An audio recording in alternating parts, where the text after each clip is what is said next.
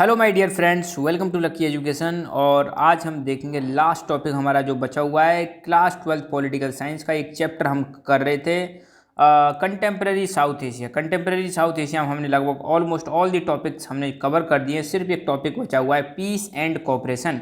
अभी तक तो हमने क्या देखा था, साउथ एशिया में झगड़े देखे थे, अलग अलग कंट्रीज के झगड़े देखे थे। इंडिया पाकिस्तान का देखा, इंडिया नेपाल के बीच में क्या डिफरेंसेस हैं वो देखे।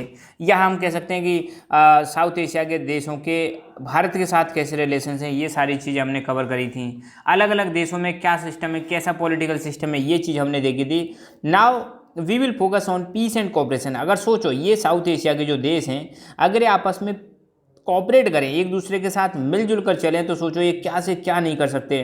तो इसी चीज़ के लिए साउथ एशिया में इन देशों के बीच में कोऑपरेशन करने के लिए ग्रुप भी बनाया गया था। उस ग्रुप का नाम है सार्क। ध्यान रखना, इस ग्रुप का नाम क्या है, सार्क है, south Asian Association for Regional cooperation. तो पूछा जा सकता है साउथ एशिया में ऐसा कौन सा ग्रुप है जो मतलब पीस एंड कोऑपरेशन के लिए बनाया गया, तो then you have to tell SAARC है। ठीक है, हालांकि आज की डेट में इनएक्टिव पड़ा है, बहुत ज़्यादा खास इसकी मीटिंग नहीं हो पा रही है। इसके बारे में भी मैं थोड़ा एक्सप्लेन करूंगा इस वीडियो में, ऑल्दो इस चैप्टर में इसके बारे में कुछ खास नहीं दिया हुआ है, बट मैं थोड़ा सा कवर करा दूंगा आपको। सार्क और सार्क देशों ने आपस में ट्रेड को इम्प्रूव करने के लिए एक एग्रीमेंट साइन किया था, दैट इज साफ्टा। साफ्टा के बारे में भी देखेंगे, south Asian free trade agreement, इसके बारे में भी देखेंगे। ठीक है, बाकी लास्ट में जो कंक्लूजन दे रखा है चैप्टर का वो भी मैं इसमें कवर करा दूंगा। इट मीन्स इस लेक्चर के बाद आपका जो चैप्टर है कंटेम्प्रेरी साउथ एशिया फिनिश हो जाएगा। ठीक है, ओके। सो मूविंग फॉरवर्ड, सबसे पहले स्टार्ट करते हैं पीस एंड कोऑपरेशन वाला टॉपिक। तो हमने क्या देखा, in spite of many conflicts and states of the states of South Asia recognize the importance of cooperation and friendly relationship among themselves। तो आपने देखा कि हमारा जो साउथ एशिया है इसमें बहुत सारे कन्फ्लिक्ट्स हैं, दो देशों के बीच में आपस में कन्फ्लिक्ट हैं, इंडिया और कई सारे देशों के बीच में कन्फ्लिक्ट हैं। मगर साउथ एशिया के देश के जो लोग हैं इन्होंने इस चीज़ को रिकॉग्नाइज किया, इस चीज़ को एक्सेप्ट किया कि यस, हमें क्या करना पड़ेगा, आपस में कोऑपरेट करना पड़ेगा, हमें आपस में फ्रेंडली रिलेशंस बनाने पड़ेंगे, so that we can together क्या कर सकें, हम ग्रोथ कर सकें। हालांकि इसमें एक कंट्री है जो बीच बीच में रोड़ा डालता रहता है, that you know very well, that is Pakistan. ये मतलब दिक्कत क्रिएट करता रहता है। तो बस ध्यान रखना, साउथ एशिया के देश, साउथ एशिया के जो कंट्रीज हैं उन्होंने आपस में पीस एंड कोऑपरेशन के लिए, फ्रेंडली रिलेशंस बनाने के लिए एक ऑर्गेनाइजेशन बनाया और उस ऑर्गेनाइजेशन का नाम है SAARC, the South Asian Association for Regional Cooperation. ये बनाया गया था। ये एक बहुत बड़ा मेजर रीजनल इनिशिएटिव था। तो साउथ एशिया में अगर कोई पूछे कि साउथ एशिया में बहुत बढ़िया इनिशिएटिव क्या लिया गया था, तो आप बताओगे सार्क बनाया गया था, ताकि सार्क कंट्रीज या साउथ एशिया के कंट्रीज आपस में कोऑपरेट कर सकें। और पर्पज़ यही था, पर्पज़ क्या था, कोऑपरेशन करना। और कोऑपरेशन कैसे कर सकते हैं, आपको पता है, सारे देश यहाँ पर मिल जाएंगे और मिल जाएंगे तो आपस में एक दूसरे की ज़रूरतों को फुलफिल कर सकते हैं। तो सार्क कब बना था, 1985 में सार्क को बनाया गया था। मगर अनफॉर्चुनेटली यहाँ पर लगातार पॉलिटिकल डिफरेंसेस देखने को मिलते हैं। कोई भी प्रपोजल अगर यहाँ पे सपोज इंडिया लेके आता है तो उसको पाकिस्तान रिजेक्ट कर देता है, नहीं। ठीक है, तो इंडिया ने जैसे एक बार प्रपोज किया था कि सभी सार्क देशों के लिए हम क्या बना देंगे, हम एक सैटेलाइट लॉन्च करेंगे और उस सैटेलाइट का ये सारे सार्क कंट्री जो हैं उपयोग कर सकते हैं कम्युनिकेशन के लिए। मगर पाकिस्तान ने बोला नहीं, हमें नहीं चाहिए। तो मतलब कुछ अगर पॉजिटिव यहाँ पे कुछ किया जाता है इंडिया के द्वारा, तो पाकिस्तान बीच में रोड़ा बन जाता है बीच में। ठीक है, तो इसलिए यहाँ पे आपको देखने को मिलेगा सार्क को बहुत ज़्यादा कुछ खास सक्सेस नहीं मिली है। क्यों नहीं मिली है, क्योंकि लगातार आपको पता है साउथ एशिया में दो ही देश हैं जिनमें सबसे बड़ा स्ट्रगल चलता रहता है, that is India and Pakistan. और इस ग्रुप में भी दोनों देश हैं। तो इन दोनों के डिफरेंस की वजह से सार्क क्या नहीं हो पाया है, सक्सेसफुल नहीं हो पाया है। तो बेटा सार्क की फुल फॉर्म याद रखना, south Asian Association for Regional cooperation. इसमें टोटल 8 कंट्रीज हैं। कौन कौन से हैं, अफगानिस्तान, बांग्लादेश, भूटान, इंडिया, मालदीव, नेपाल, पाकिस्तान, श्रीलंका, ये 8 कंट्रीज हैं। सार्क के बारे में मैं थोड़ी सी एडिशनल इन्फॉर्मेशन आपको दे देता हूँ, तो आपको याद रखनी है। तो फुल फॉर्म, सार्क का जो हेडक्वार्टर है वो है काठमांडू, नेपाल में, और ये फाउंड हुआ था 8 दिसंबर 1985 को ढाका, बांग्लादेश में ये फाउंड हुआ था। ये एक इकोनॉमिक एंड पॉलिटिकल ऑर्गेनाइजेशन है। इसमें टोटल 8 मेंबर्स हैं आज की डेट में। पहले कितने हुआ करते थे, 7 हुआ करते थे। मगर 2007 में, ध्यान रखना, अप्रैल 2007 में अफगानिस्तान 8th मेंबर बन जाता है, जब सार्क की 14th समिट हुई थी न्यू दिल्ली में। अब देखो ये समिट आप समझते होंगे, ये जितने भी ऑर्गेनाइजेशन है जब ये ईयरली या 2 साल में या 3 साल में जब भी एक बार मिलते हैं तो उस चीज़ को क्या बोलते हैं, समिट बोलते हैं। जब सार्क की 14th समिट हुई थी न्यू दिल्ली में, तो उस समय पर अफगानिस्तान 8th मेंबर बन जाता है। ये चीज़ आप ध्यान रखना। सार्क ने बहुत सारे अच्छे अच्छे काम किए हैं, एग्रीकल्चर, हेल्थ, इन्वायरमेंट, एजुकेशन, इस फील्ड में। तो 8 कंट्रीज आप ध्यान रखना। मैं दोबारा बता देता हूँ, इंडिया, पाकिस्तान, बांग्लादेश, भूटान, नेपाल, श्रीलंका, मालदीव और अफगानिस्तान, जो कि 2007 में ऐड किया गया था। तो टोटल 8 कंट्रीज हैं सार्क में।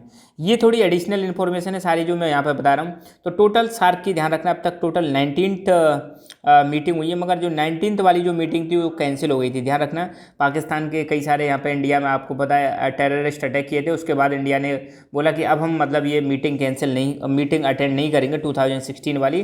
तो बाकी कई सारे देशों ने भी इंडिया को सपोर्ट किया कि हम भी ये मीटिंग नहीं अटेंड करेंगे जो पाकिस्तान में होने वाली है इस्लामाबाद में। तो 2016 यहाँ पर इस्लामाबाद में 19th समिट होने वाली थी इसकी सार्क की, मगर इंडिया ने और साथ के साथ में कई देशों ने मना कर दिया कि नहीं अब हम अटेंड नहीं कर रहे। और तब से लेकर आज तक सोचो 2016 की मीटिंग तो इसकी कैंसिल हो गई है ना। तो उसके बाद अब 2021 चल रही है, इसके बाद कोई भी मीटिंग नहीं हुई है। मतलब सार्क जो है अब कैसे बस्ते में पड़ा है, ठंडे बस्ते में पड़ा है। ठीक है, कोई खास इंपॉर्टेंस नहीं है इसका। खैर, आपको सार्क के जो करंट लीडर्स हैं इनके बारे में पता होना चाहिए। अफगानिस्तान की बात करें, हालांकि अफगानिस्तान में है आप सभी को पता होगा अभी कंडीशन बहुत ख़राब चल रही है। तालिबान कई सारे रीजन्स को अपने कंट्रोल में लेता हुआ जा रहा है। खैर, एट प्रेजेंट में अफगानिस्तान के प्रेसिडेंट हैं अशरफ गनी, बांग्लादेश की प्राइम मिनिस्टर हैं शेख हसीना, भूटान के प्राइम मिनिस्टर हैं लोटे शेरिंग, इंडिया के प्राइम मिनिस्टर नरेंद्र मोदी, मालदीव के प्राइम मिनिस्टर हैं प्रेसिडेंट हैं इब्राहिम मोहम्मद सोली और नेपाल के हैं केपी शर्मा ओली, पाकिस्तान के प्राइम मिनिस्टर हैं इमरान खान और श्रीलंका के प्रेसिडेंट हैं गोटाबया राजपक्षे। तो ये हैं अपने करंट लीडर्स कहाँ के, सार्क के। तो ये न्यूज़ में भी रहते हैं और आपको पता भी होना चाहिए, ऑल्दो ये सारी चीज़ें बुक में नहीं है, मगर कुछ चीज़ें आपको एडिशनली अपने आप को मजबूत बनाना पड़ेगा। अब देखो सार्क कंट्रीज में ध्यान रखना, सार्क कंट्रीज में ट्रेड को प्रमोट करने के लिए एक एग्रीमेंट किया गया था। क्या किया गया था? एग्रीमेंट किया गया था, और उस एग्रीमेंट का नाम है SAFTA, South Asian free trade agreement. क्या है इसकी full form? South Asian free trade agreement. तो ध्यान रखना, सार्क मेंबर्स ने साइन किया South Asian free trade agreement, जिससे क्या होता है, which promised the formation of free trade zone for the whole South Asia. अब देखो साउथ एशिया के सभी देशों ने साफ्टा ज्वाइन कर लिया। साफ्टा का पर्पज़ क्या था कि फ्री ट्रेड जोन इस्टेब्लिश करना, कि साउथ एशिया के जो देश हैं ये सभी आपस में फ्री ट्रेड करेंगे। फ्री ट्रेड करने का मतलब ये है कि एक देश से दूसरे देश में जब सामान जाता है तो उसमें जो टैरिफ्स हैं, टैरिफ्स का मतलब जो टैक्स होते हैं उसको क्या कर दिया जाएगा, कम कर दिया जाएगा। सपोज इंडिया कोई चीज़ बांग्लादेश को भेज रहा है तो पहले बीच में टैक्स लगते थे दो देशों के बीच में, तो वो टैक्स क्या कर दिए जाएंगे, कम कर दिए जाएंगे। तो टैक्स कम करने से क्या होगा, चीज़ें सस्ते में मिलेंगी लोगों को। तो इसका पर्पज़ क्या था फ्री ट्रेड एग्रीमेंट का? इसका पर्पज़ यही था कि दो देशों के बीच में जब ट्रेड करते हैं तो उस टैक्स को क्या किया जा सके, कम किया जा सके। तो इसी के लिए एक एग्रीमेंट साइन किया गया। इसी एग्रीमेंट का नाम है साफ्टा। क्या क्रिएट करना है? Formation of a free trade zone. किसके लिए? पूरे के पूरे साउथ एशिया के लिए। A new chapter of peace and cooperation might evolve in South Asia if all countries in the region allow free trade across the borders. This is the spirit behind the idea of SAFTA. देखो साफ्टा बनाने के पीछे जो purpose था, purpose यही था कि अगर ये सभी देश वास्तव में पीस एंड कोऑपरेशन करेंगे, अगर ये वास्तव में शांति चाहते हैं, अगर वास्तव में अगर ये कोऑपरेट करते हैं तो क्या होगा, कोऑपरेट करना है तो क्या होगा, मतलब इनको अपने बॉर्डर्स क्या करने पड़ेंगे, फ्री करने पड़ेंगे। और जो ट्रेड है वो मतलब फ्री ट्रेड करना पड़ेगा, मतलब जो टैक्स लगाते हैं ट्रेड करने में, इंपोर्ट एक्सपोर्ट में, उसको क्या करना पड़ेगा, कम करना पड़ेगा। टैक्स कम करेंगे तभी तो मतलब ज़्यादा ट्रेड होगा। अब सोचो दो देशों के बीच में व्यापार हो रहा है, टैक्स बीच में बहुत ज़्यादा लग रहे हैं, तो फिर व्यापार कम होगा। और टैक्स जब आप कम कर दोगे तो ऑटोमेटिकली जो ट्रेड है वो क्या हो जाता है, इम्प्रूव हो जाता है, बढ़ जाता है पहले की तुलना में। अब ध्यान रखना, ये साफ्टा जो एग्रीमेंट है ये साइन हुआ था 2004 में, मगर इफेक्ट में कब आया, लागू कब हुआ था, 1 जनवरी 2006 को। ध्यान रखना है, ये क्वेश्चन पूछा जा सकता है 1 1 2 नंबर के। तो आप साफ्टा साइन हुआ था 2004 में, और इफेक्ट में कब आया था, 1 जनवरी 2006 को इफेक्ट में आया था। पर्पज़ क्या था साफ्टा का? पर्पज़ यही था लोअरिंग ट्रेड टैरिफ्स। तो मतलब जो ट्रेड में जो टैरिफ्स होते हैं, ठीक है, जो टैक्सेस होते हैं उनको क्या करना, कम करना। मगर कुछ देशों को लग रहा था, कुछ देशों को क्या लग रहा था कि इंडिया जो है साफ्टा की मदद से उनके मार्केट में क्या कर देगा, इन्वेड कर देगा, उनकी सोसाइटी को इन्फ्लुएंस करेगा, उनकी पॉलिटिक्स को इन्फ्लुएंस करेगा, किसके थ्रू, अपने कॉमर्शियल वेंचर्स के थ्रू और कॉमर्शियल जो प्रेजेंस है उसके थ्रू। तो मतलब देखो साफ्टा बनाया तो अच्छे के लिए गया था, मगर अब सोचो साउथ एशिया में सबसे बड़ा देश कौन सा है, इंडिया है। तो सबसे ज़्यादा सोचो ट्रेड कौन करेगा, इंडिया करेगा।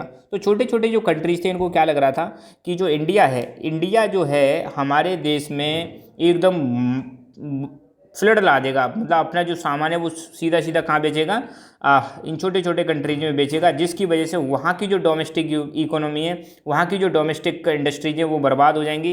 इसलिए उनको डर लग रहा था। साथ के साथ में वो उनको ऐसा लग रहा था कि इंडियन जो कंपनीज है वहाँ पर जो जाएंगी वो वहाँ की मार्केट को इन्फ्लुएंस करेंगी, वो वहाँ की सोसाइटी को इन्फ्लुएंस करेंगी, वो वहाँ की पॉलिटिक्स को इन्फ्लुएंस करेंगी। तो मतलब उनको ऐसा लगने लगा, ये छोटे छोटे जो कंट्रीज हैं, कि यार साफ्टा के थ्रू हो सकता है इंडिया हमारे इंटरनल मैटर्स में इंटरफेयर करेगा। तो उनको डर लगने लग गया।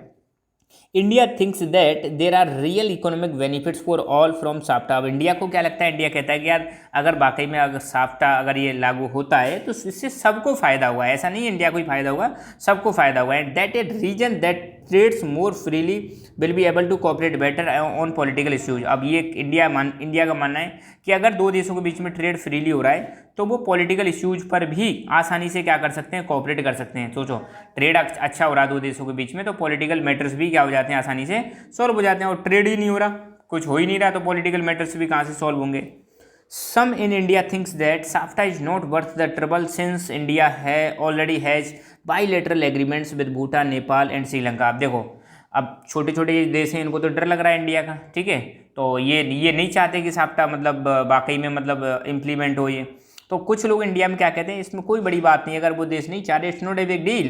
तो इंडिया ने क्या कर रखा है, बाईलेटरल एग्रीमेंट साइन कर रखे हैं। अपने जो साउथ एशिया के कंट्रीज हैं, इंडिया भूटान का एक बाईलेटरल एग्रीमेंट है, इंडिया नेपाल का बाईलेटरल एग्रीमेंट है, इंडिया श्रीलंका का बाईलेटरल एग्रीमेंट है। बाईलेटरल मतलब दो देशों के बीच में एग्रीमेंट कर रखा है ट्रेड को लेकर। तो इसमें कोई बड़ी बात नहीं है, अगर ये नहीं भी सपोर्ट करते हैं तो इंडिया ने कई देशों के साथ कैसे एग्रीमेंट साइन कर रखे हैं, बाईलेटरल। तो ये बात रही किसकी, साफ्टा की। तो ध्यान रखना साफ्टा बना कब था, 2004 में, लागू कब हुआ, 1 जनवरी 2006 में। पर्पज क्या था, ट्रेड टैरिफ्स को क्या करना, कम करना। टैरिफ मतलब जो टैक्स एक प्रकार से जो लगाया जाता है, ड्यूटी जो लगाई जाती है, इंपोर्ट ड्यूटी या एक्सपोर्ट ड्यूटी जो भी लगाई जाती है उसको क्या करना, कम करना, ताकि जो मटेरियल है फ्री फ्लो हो सके और सस्ते में चीज़ें मिल सके कंट्रीज, अलग अलग कंट्रीज के लोगों को, ठीक है।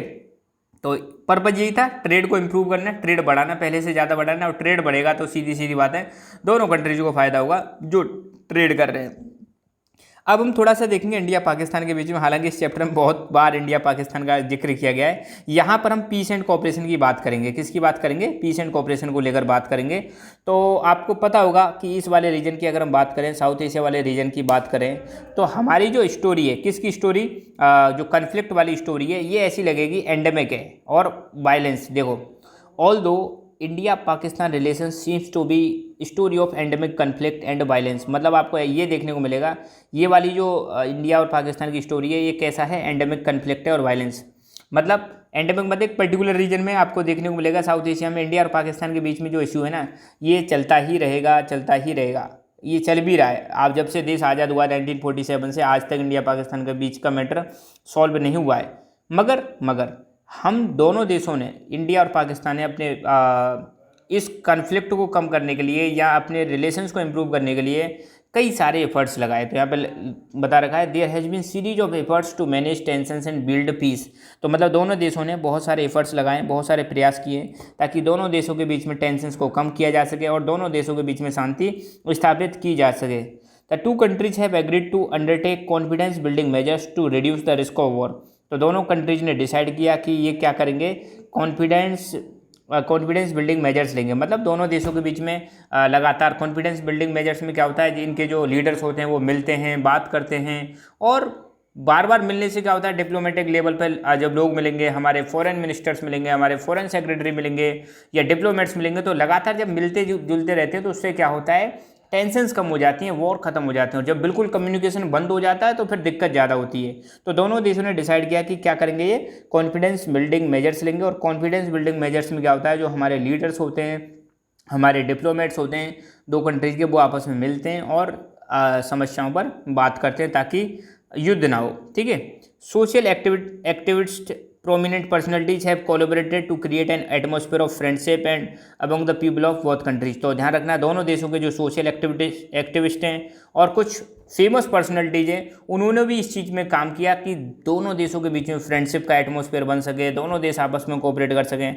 आपने देखा हो कई सारे पाकिस्तानी सिंगर जो हैं इंडिया में आते हैं, पाकिस्तानी एक्टर्स इंडिया में आते हैं, इंडियंस वहाँ पे जाते हैं, तो इनसे भी क्या होता है दोनों देशों के बीच में जो रिलेशंस है वो इम्प्रूव करने की कोशिश की गई थी। और तो और आपको पता होगा जब अटल बिहारी वाजपेयी जी हमारे प्राइम मिनिस्टर थे तो इन्होंने भी बहुत ज़्यादा प्रयास किए थे, बस रूट चलाया था दोनों देशों के बीच में, क्या बस सेवा स्टार्ट की थी ताकि रिलेशंस अच्छे हो सके। जब प्राइम मिनिस्टर नरेंद्र मोदी ये भी जब आए थे पावर में तो ये भी मतलब पाकिस्तान गए थे, नवाज शरीफ के यहाँ पर उनकी शायद बिटिया की एंगेजमेंट थी, वहाँ पर भी गए थे। तो कोशिश की गई है इंडिया और पाकिस्तान के बीच में रिलेशंस इंप्रूव करने की, मगर हर बार पाकिस्तान से हमें क्या मिला है, धोखा मिला है और बदले में वो क्या करते हैं, पाकिस्तानी टेररिस्ट अटैक करते हैं। तो इस वजह से ये जो मैटर है क्या नहीं हो पा रहा है, सॉल्व नहीं हो पा रहा है। फिलहाल हम पीस एंड कोऑपरेशन की बात कर रहे हैं, तो पीस एंड कोऑपरेशन में आपको क्या बताना है, इंडिया पाकिस्तान के बीच में आपको ये चीज़ बतानी है कि क्या क्या हमने स्टेप्स लिए हैं ताकि दोनों देशों के बीच में कोऑपरेशन बढ़ सके, दोनों देशों के बीच में टेंशन्स रिड्यूस हो सकें। तो आपको ये वाला पॉइंट बताना है। सोशल एक्टिविस्ट और प्रोमिनेंट पर्सनैलिटीज इन्होंने फ्रेंडशिप का एनवायरनमेंट बनाने की कोशिश की है।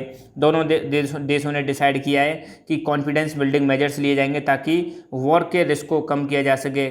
और leaders have met at summits, कई समिट्स जो होती हैं, समिट आप समझते हो जैसे सार्क की समिट हो गई, एक ऑर्गेनाइजेशन है SCO संघाई कॉरपोरेशन ऑर्गेनाइजेशन, वहाँ पर इंडिया पाकिस्तान दोनों साथ साथ हैं। तो ये जितनी भी समिट्स होती हैं जहाँ पर दोनों देश मिलते हैं तो वहाँ पर ये एक दूसरे को समझने की कोशिश करेंगे और जो प्रॉब्लम्स हैं उनका सॉल्यूशन निकालने की कोशिश करेंगे। तो ये भी डिसाइड किया गया और ऐसा होता भी है।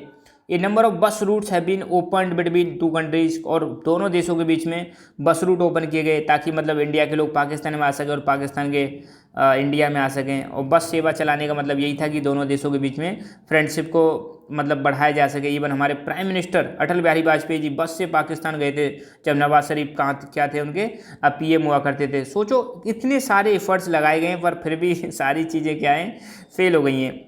Trade between two parts of Punjab, अब देखो दो पंजाब हैं, एक तो इंडिया का पंजाब है, एक पाकिस्तान का पंजाब है। तो दोनों पंजाब में आपको देखने को मिलेगा पिछले 5 साल में ट्रेड बहुत ज़बरदस्त तरीके से इंप्रूव हुआ है और दोनों देशों के बीच में वीज़ा भी आसानी से मिल जाता है। तो ये वाले जो पॉइंट बताएं, 4-5 पॉइंट मैंने बताएं, तो आप ध्यान रखना इंडिया और पाकिस्तान के बीच में पीस एंड कोऑपरेशन से संबंधित अगर कोई क्वेश्चन आता है तो ये 4-5 पॉइंट आपको बताने कि यस हमने बहुत सारी स्टेप्स लिए हैं ताकि हम रिलेशंस को इम्प्रूव कर सकें, ताकि कन्फ्लिक्ट्स को कम कर सकें, टेंशन्स को कम कर सकें। तो ये सारी स्टेप्स आप बता सकते हो।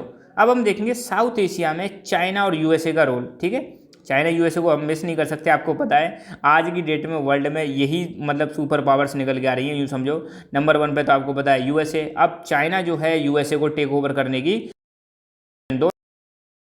होना चाहिए, ये चीज़ आप ध्यान रखना। तो China USA in South Asia. China and United States remains key players in South Asian politics. तो आपको देखने को मिलेगा चाइना का कई सारे देशों के मतलब आज की डेट में आप सुनते रहते होंगे चाइना कई सारे देशों में जो साउथ एशिया की कंट्रीज हैं जैसे नेपाल हो गया, श्रीलंका हो गया, यहाँ पर मतलब इन कंट्रीज को बहुत सारा लोन दे रहा है, यहाँ पर डेवलपमेंट एक्टिविटीज़ कैरी आउट कर रहा है। इवन USA का भी यहाँ पर बहुत ज़्यादा इंटरफेरेंस देखने को मिलेगा।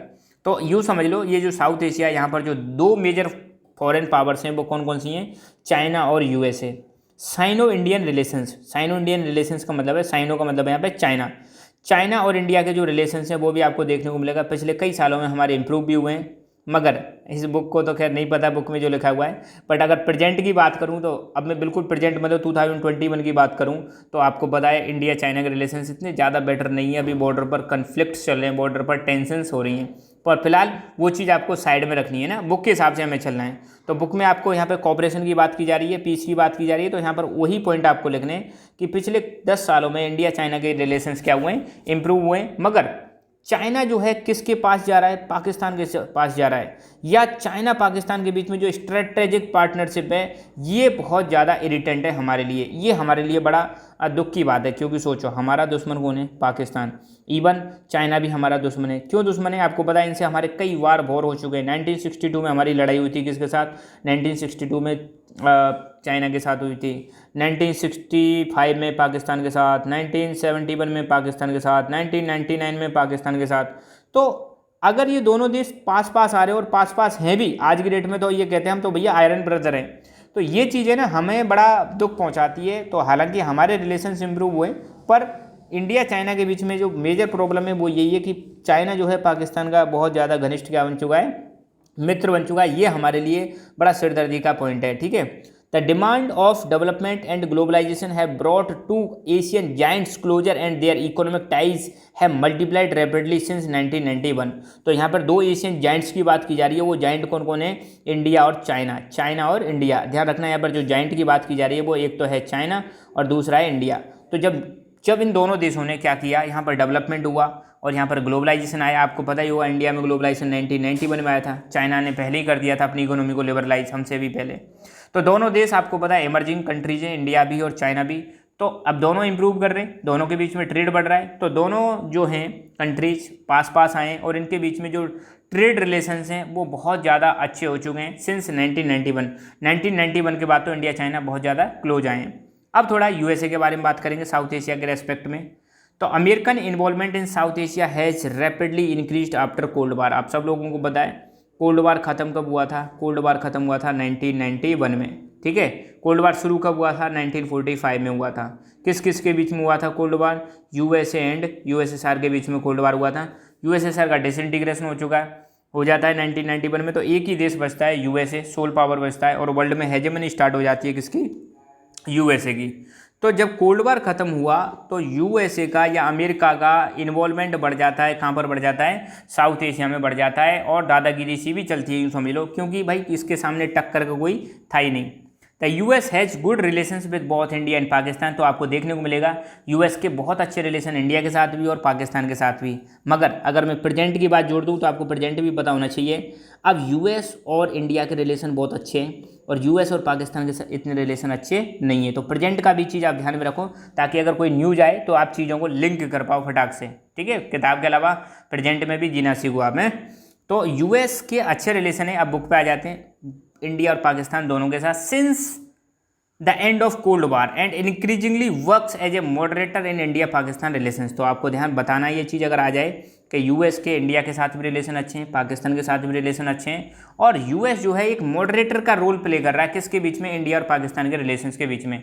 यूएस ने कई बार बोला है कि अगर इंडिया पाकिस्तान चाहें तो ये क्या बन सकता है? मीडिएटर बन सकता है और दोनों के इशू को रिजॉल्व करा सकता है। मगर दोनों ही कंट्री ने एक एग्रीमेंट साइन कर रखा है और इसीलिए हम बार बार कह देते हैं यूएसए को, देखो भाई ये इंडिया और पाकिस्तान का जो मैटर है ये बाइलेटरल मैटर है, हमारे मैटर्स में आप हस्तक्षेप ना करें और हम इस मैटर को बाइलेटरली ही सॉल्व करेंगे। बाइलेटरली मतलब हम दोनों मिल बैठ के ही करेंगे, हम नहीं चाहते किसी का इंटरफेरेंस। मगर यूएस क्या कहता है? यूएस कहता है कि हम तुम्हारा मैटर सॉल्व करा देंगे, ठीक है। फिलहाल बुक पर आ जाओ तो बुक में क्या लिखना है? इंडिया पाकिस्तान दोनों के साथ यूएसए के रिलेशन अच्छे हैं और यूएसए एक मॉडरेटर की तरह काम कर रहा है इंडिया और पाकिस्तान के रिलेशंस के बीच में। Economic reforms and liberal economic policies in both countries have greatly increased the depth of American participation in region। तो इन दोनों देशों में, इंडिया में भी और पाकिस्तान में भी, दोनों देशों में आपको देखने को मिलेगा दोनों देशों में इकोनॉमिक रिफॉर्म्स आ चुके हैं। इकोनॉमिक रिफॉर्म्स का मतलब है मेरा एलपीजी से लिबरलाइजेशन, प्राइवेटाइजेशन, ग्लोबलाइजेशन। तो दोनों कंट्रीज ने अपनी इकोनॉमी को लिबरल कर दिया है। इस वजह से अमेरिका का पार्टिसिपेशन और बढ़ जाता है इस वाले रीजन में, ठीक है। The large number of South Asian diasporas in US and huge size of population and markets of the region also gave America an added stake in the future of regional security and peace। देखो यहाँ पे एक word आ रहा है diaspora. Diaspora का मतलब है जैसे मैं अगर इंडियन डायस्पोरा की बात करूँ तो इनके नाम आपने सुने होंगे। ये कौन है? सुंदर पिचाई, सत्या नंडेला, ठीक है, इनके नाम सुने नहीं। तो ये जो लोग हैं इंडियन है मगर कहाँ पर हैं? ये अमेरिका में। ये गूगल के CEO हैं, ये किसके हैं? माइक्रोसॉफ्ट के हैं। तो ये लोग कहाँ पे रह रहे हैं? अमेरिका में, पर ओरिजिनली कहाँ के? इंडिया के। तो ऐसे लोग जो इंडिया के हैं बाहर अमेरिका में रह रहे हैं तो उसको हम बोलते हैं इंडियन डायस्पोरा। अब मतलब इंडिया ऐसा नहीं है अमेरिका में रह रहे हैं, इंडिया के लोग जो जो जहाँ जहाँ पर रह रहे हैं, चाहे यूएसए में रह रहे हो, चाहे फ्रांस में रह रहे हो, चाहे यूके में रह रहे हो, दुबई में रह रहे हो, कहीं भी रह रहे हो, उसको हम क्या बोलते हैं? Indian diaspora. तो ऐसे ही साउथ एशिया से बहुत सारे लोग, बांग्लादेशीज, पाकिस्तानीज, नेपालीज, भारतीय, ये सारे लोग कहाँ हैं? यूएसए में रहते हैं। तो आपको देखने को मिलेगा यूएसए में बहुत बड़ा क्या है? लार्ज साउथ एशियन डायस्पोरा है। मतलब बहुत सारे साउथ एशिया के लोग वहाँ पर यूएसए में रहते हैं। प्लस अब ये तो हमारा उनका यूएसए का और साउथ एशिया का मैटर हो गया। अब ये जो एशिया साउथ एशिया जो है, यहाँ की पॉपुलेशन बहुत ज़्यादा है, तो इसलिए मार्केट भी बहुत बड़ा है। तो यूएसए को क्या फ़ायदा है, यूएसए इसको एक मार्केट की तरह इस्तेमाल कर सकता है और यूएसए की कंपनीज यहाँ पर अपने प्रोडक्ट बेच सकती हैं। तो इसलिए यूएसए को भी इस चीज़ का फ़ायदा है। किस चीज़ का फ़ायदा है, ये बहुत बड़ा यूएसए को क्या मिल जाता है, मार्केट मिल जाता है। तो फ्यूचर में यूएसए भी मतलब जो यहाँ के जो साउथ एशिया के जो मैटर्स हैं वहाँ पर इंटरफेयर करता है, इसीलिए। ठीक है। हाउएवर अब देखो, अब यहाँ पर लास्ट में कंक्लूजन दिया जा रहा है और चैप्टर भी हमारा एंड हो जाएगा। अब यहाँ पे बात कही जा रही है, देखो आपको देखने को मिलेगा कि जो साउथ एशिया है हमारा कैसा जोन है, कन्फ्लिक्ट प्रोन जोन है। मतलब यहाँ पे बहुत सारे कन्फ्लिक्ट हैं, इंडिया पाकिस्तान के बीच में हो, चाहे इंडिया नेपाल के बीच में हो, चाहे इंडिया श्रीलंका के बीच में हो, चाहे इंडिया बांग्लादेश के बीच में हो। तो ये कन्फ्लिक्ट वाला जोन है। हम मतलब यहाँ पे लगातार क्या चलते रहते हैं, कन्फ्लिक्ट चलते रहते हैं।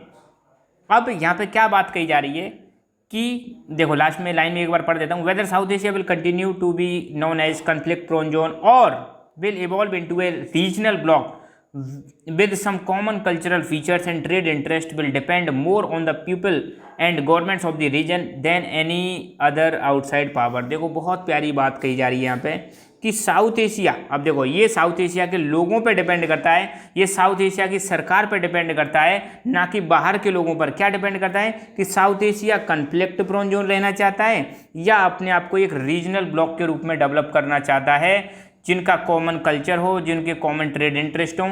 ये सब किस पे डिपेंड करता है, ये सब डिपेंड करता है यहाँ के लोगों पर और यहाँ की सरकारों पर। तो देखो कितनी अच्छी बात कही जा रही है कि भले ही यहाँ पर कितने भी कन्फ्लिक्ट चल रहे हों, अगर यहाँ के लोग चाहें तो इन कन्फ्लिक्ट को ख़त्म कर सकते हैं और इसको एक रीजनल ब्लॉक बना सकते हैं, इसको एक ऐसा फेमस ब्लॉक बना सकते हैं, इसको एक पावरफुल ब्लॉक बना सकते हैं जिसका वर्ल्ड में क्या हो, कुछ से हो, जो वर्ल्ड में अपनी आवाज़ उठा सके। तो ये सब किस पे डिपेंड करता है, यहाँ के लोगों पर डिपेंड करता है और यहाँ की सरकार पर डिपेंड करता है कि साउथ एशिया को हमें कैसा बनाना है। मगर इंडिया और पाकिस्तान का जो मैटर है, ये मुझे लग नहीं रहा कि अभी मतलब इसको रीजनल ब्लॉक बनाने में हम सफल हो पाएंगे। तो यहाँ पर हाँ, हम ये कह सकते हैं कि इंडिया अपने आप को क्या कर सकता है, बहुत ही ज़्यादा पावरफुल बना सकता है। अब ठीक है, जो प्रॉब्लम है आपने सारी चीज़ें देख ली। इस चैप्टर में हमने कंटेम्प्रेरी साउथ एशिया के बारे में सारी चीज़ें कवर कर ली हैं। ठीक है, सारे देशों के रिलेशंस इंडिया के साथ देख लिए हैं। लास्ट में हमने कोऑपरेशन वाला टॉपिक भी फिनिश कर दिया है। साउथ एशिया के बीच में कोऑपरेशन करने के लिए हमने सार्क को पढ़ लिया है। सार्क में भी हमने साफ्टा पढ़ लिया, जो फ्री ट्रेड एग्रीमेंट किया गया था साउथ एशिया के देशों के बीच में। फिर यूएसए का रोल देख लिया यहाँ पर पीस के लिए हमने, फिर चाइना का रोल देखा है। ठीक है, तो सारी चीज़ें हमने यहाँ पर फिनिश कर ली है। इस प्रकार हमारा चैप्टर कंप्लीट होता है। So thank you so much, keep learning, keep enjoying and God bless you all.